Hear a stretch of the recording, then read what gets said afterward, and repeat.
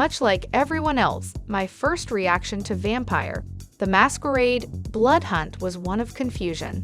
I'm a big fan of the Battle Royale genre, but creating one based on Vampire, The Masquerade seemed like a weird decision, considering how little of it focuses on combat.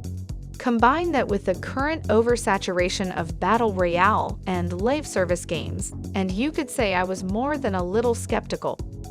After getting the chance to play a few hours of Blood Hunt at the Sharkmob Studios in Malmö, I can confidently say that it's a surprisingly great Battle Royale with a clear reverence for its source material, stunning presentation, and smart tweaks to the formula that help to set it apart from the likes of Fortnite and PUBG. Blood Hunt takes place in a virtual recreation of Prague, just as a war between the different vampire factions that inhabit the city is breaking out. My play session was mainly about getting to experience the gameplay, but Sharkmob made it clear how seriously it takes the series lore. Guns and Parker might seem like it's going against the point of The Masquerade, but it was considered carefully enough that references are now made to it in the official 5th rulebook for the tabletop game, so it seems to be in good hands. Being set in Prague immediately sets Blood Hunt apart from the rest of the pack. Rather than having one huge map set across several habitats, you've instead got one singular area that feels much more densely packed with an increased focus on verticality compared to others in the genre. The size and detail of the city, combined with impressive animations, textures, and particle effects, make Blood Hunt what Sharkmob likes to call the first AAA free-to-play, and as rain floods down your vampire's face as they leap through a cathedral window, it's easy to see why. All the pretty graphics in the world wouldn't matter if Blood Hunt's gameplay wasn't up to the task, but thankfully that's not the case. Rather than just running around with an AK-47 and some potions, each player has different skills they can use depending on their class. There are 7 at launch, including the Brute, which acts as the base class with a skill that lets them leap forward, the Saboteur with the ability to vanish on command, and the Enforcer, a tank-like class that focuses on dealing damage up close. Although some of these skills, like being able to leap long distances, do crossover between a few classes on the whole, they do feel very distinct from one another. I had the most luck with the Enforcer, whose ability to shield themselves to tank any damage coming their way made them very dangerous at close range with a melee weapon. With these skills, I'm excited to see where the meta goes and to see more skilled players take on some of the more unique classes like the Siren, a support class that can blind enemies and run away when the fight gets too much. Or at least, that's what I tried to do with it.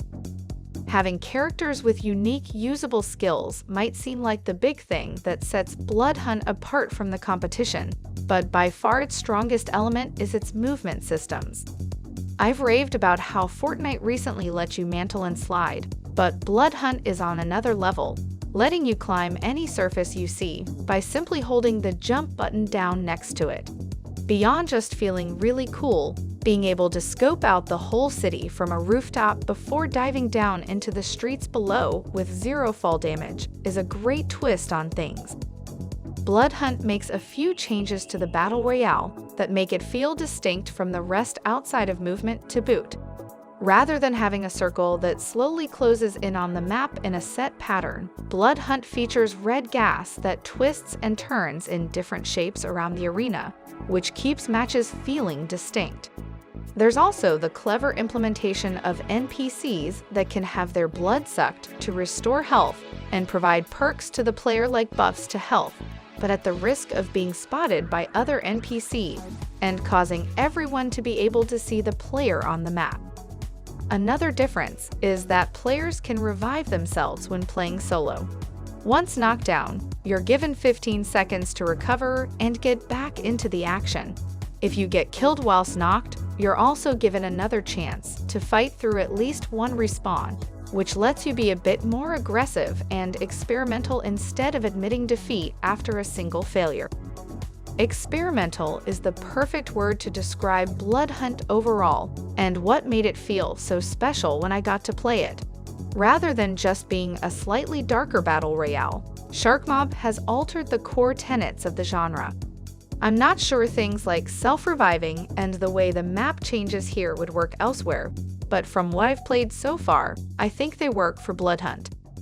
Having said that, the main worries with live service games are whether they have enough content to sustain the player base and if the Battle Pass is worth the purchase.